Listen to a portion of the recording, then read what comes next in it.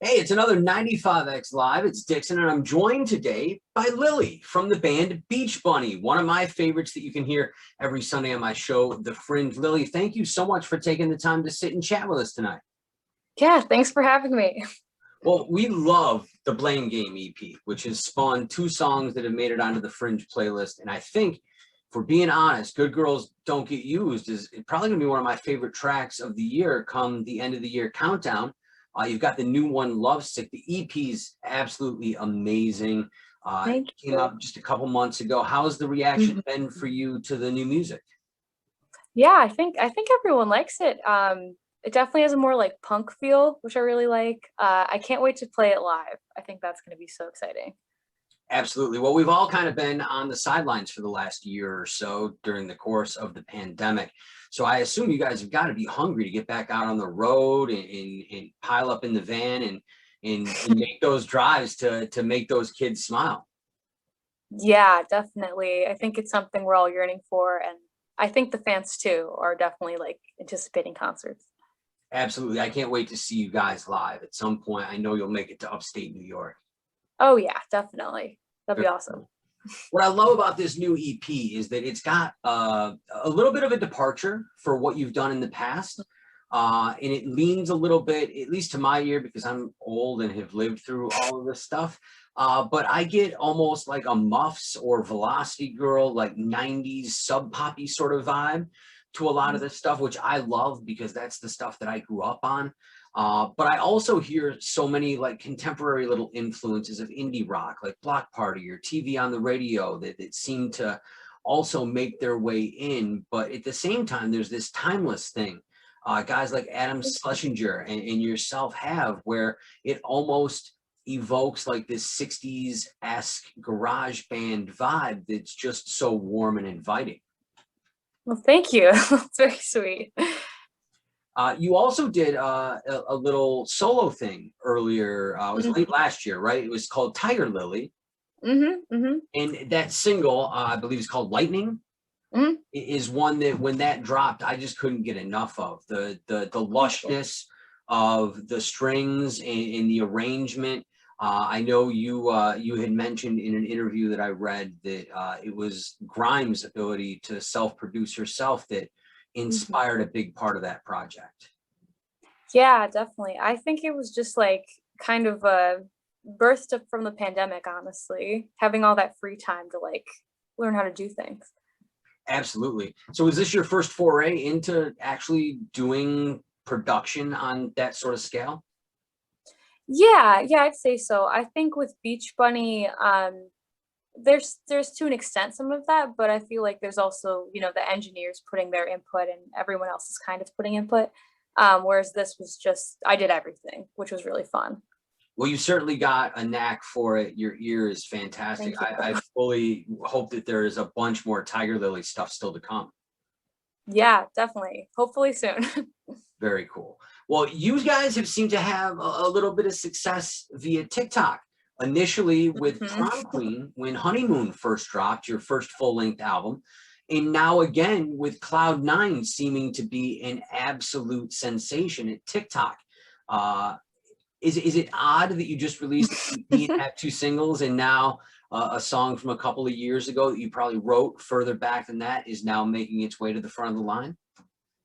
Oh yeah, definitely. No, it's bizarre. Very grateful for it, but yeah, it's strange to how yeah, we weren't pushing it or anything like that. It just very organically happened. So who knows? It seems like that's a great fit for what you guys do. And I say you guys, I know that you're the primary songwriter, and but it's built into this four-piece band. So I always feel bad saying you, because I know that yeah.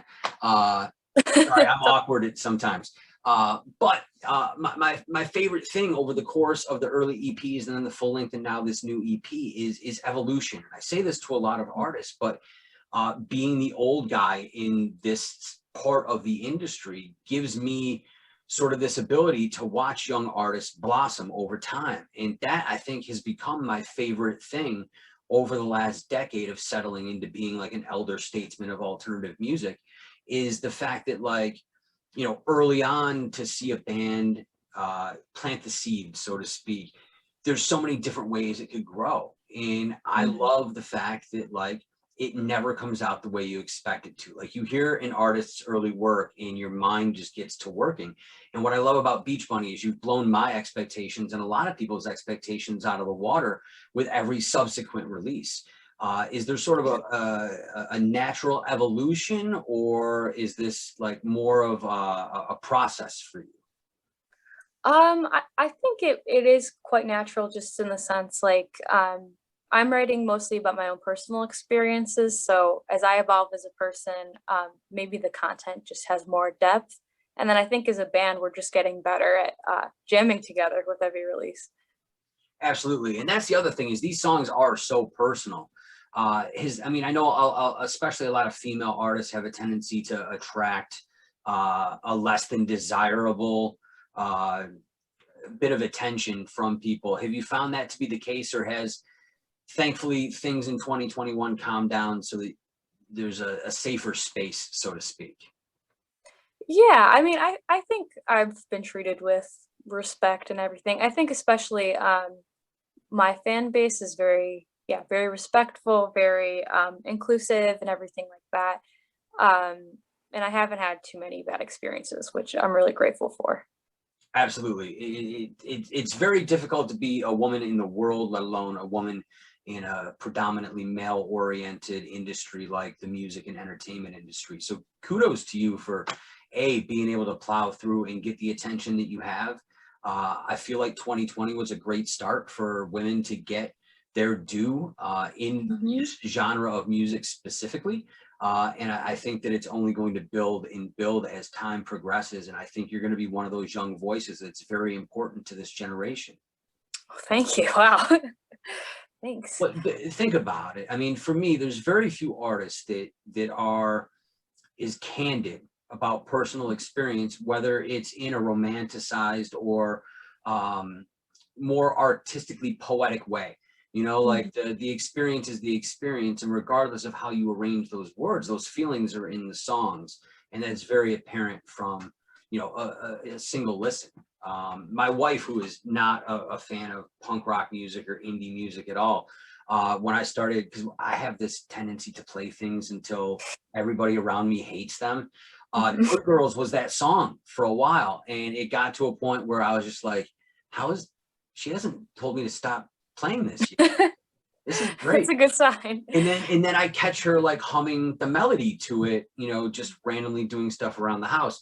So for me, that speaks volumes to the taste that my wife has, which is very right down the middle, suburban white lady music. To have that earworm get in there speaks volumes about the hooks that you're writing and your ability to connect on so many different levels to a listener. And I think you guys are without a doubt one of the bands to watch in 2021. And I know a lot of other people have said that as well. You've gotten some great press and it's well deserved. Thank you so much. Wow. No Thank thanks necessary. So 2021 seems to be loosening up a little bit. It seems like I don't want to say that we're getting to a post-pandemic state because I don't think we're going to be there for a Right. while, but it does seem like things are getting better. Uh, does Beach Bunny have a plan in place for sort of what the rest of 2021 looks like based on things kind of happening? Because I know some festivals are starting to announce dates. Yeah, that's super true. I mean, we're all vaccinated, so we've been jamming a lot. Just working on like a second album's pretty much the big goal. In terms of touring, we have stuff like lined up for like December, which hopefully will be far enough away that it can happen. But we've just been rescheduling like the Honeymoon tour from 2 years ago. We just keep pushing it. So we'll see whenever that happens. Well, at least at this point, every kid that comes to every show is going to know every word to every song. That's very true. Very, That'll be fun. very cool. So, what are some things that you're listening to now that we all have this downtime that we can enjoy this art that all of you are producing? Is there anything that's caught your ear lately? I mean, I have been listening to a lot of Grimes, I'm not gonna lie. She's a go-to. There's this artist called Poppy. I don't know if you're familiar with. Yeah, I've been listening to her. She's got some really crazy stuff. And like some Weezer. I don't know, just kind of all over the place. I spent a good portion of the fall and winter of 2020 in this strange place where I was listening to like a lot of Grimes and Ashnikko and Hmm. Cocaine and like it was just this weird thing where like I don't know, I feel awkward listening to that music at loud volumes in my car because I know what I look like, you know what I mean? So like but it's great to me that I don't know, your generation, I think, is so lucky because, like, I remember being your age, and in order to find cool records like Honeymoon, I would have to go to a newsstand and buy like Maximum Rock and Roll and go to the back and find the order form and get a money order and send it away and hope that the record comes. Oh my You know what I gosh. mean? Wow. Where like now it's just like, oh, someone tells you about a cool band, my dog, Oh. hey, stop it. Okay, I'll edit that part. But yeah, it's a great situation where like somebody tells you about a cool band, and then all of a sudden, like the supercomputer that we all keep in our pockets, Right. you're able to just find that cool song and fall in love with it. And I'll tell you right now, my life would have been a completely different thing had I had the ability to listen on demand in my cars. Oh yeah, yeah. I feel like even at the end of the year when Spotify does that like wrap up thing and it says like you've discovered this many genres. I'm like, what? Or this many songs. I'm like it's an amazing possibility that we have these days. Absolutely. My year end definitely told me that I listened to a lot of new music, but also like the same three songs from when I was 25 over and over and over again. Yeah, it's pretty classic. Sounds about right. Very cool. Now, my last question for you, I think you might be a touch on the young side for, but I know that you're from Chicago, that the band is from Chicago. And one of my favorite bands of all time is also a Chicago band, and that's Alkaline Trio. Oh And, yeah. and the two lines that I like to draw between the two bands are that you guys have this great place in this modern indie rock world, but there's a distinct thing to the band that makes it sound Midwestern in the most possible, in the best possible Butch Viggy sort of way. Trio also had sort of that Warped Tour, Taking Back Sunday-esque crowd, but had this definitive spin on the genre that made you know right away that they were a Midwest band. And I think that's one of the most charming things about Beach Bunny is the fact that you have that Midwestern appeal, that heartland sort of, and I think it lends itself to your writing style. Do you think had you grown up on the West Coast or on the East Coast that your writing style may have been a little bit different? Because I definitely hear some Chicago in all the stuff you do. Yeah, no, that's really interesting that you comment that. I think especially like just the Chicago scene, even currently, still has a lot of like Midwest emo kind of energy, and like alternative Midwest kind of vibes. So that does make sense because even if like initially maybe I wasn't influenced by that, it's like if you play like dozens of shows with all those types of bands, I'm sure that that kind of like leaks into the songwriting. Yeah, I'm sure if I grew up in like LA, it'd be a whole different story. It'd That's probably really be all, Rivers Cuomo vibes as opposed to. totally. No, I think 100%. I think maybe less like the physical environment and just like the local scene really like cultivates that type of sound for sure. It definitely bleeds in. Because I mean, Syracuse for the better part of the entire 90s and early 2000s was sort of the hub for hardcore music. And then you realize that there are so many bands that have these little nuances of that, but aren't that. And there's a sound to our city as well. And it's great that you guys are personifying it and having a great run with it. Well, thank you so much. I really appreciate it. Well, Lili, I know you've got a lot on your plate, so I'm just going to say thank you again for taking the time to chat with us tonight. I wish you nothing but success with Beach Bunny and with Tiger Lily going forward into 2021 and beyond.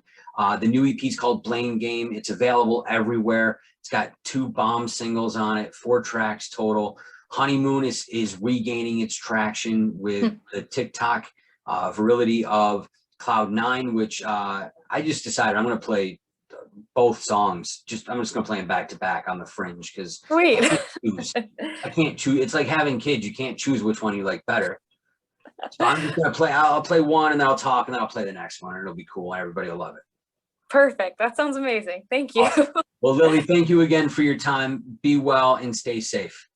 Yes, you too. Have a great rest of your night. You too. Thank you.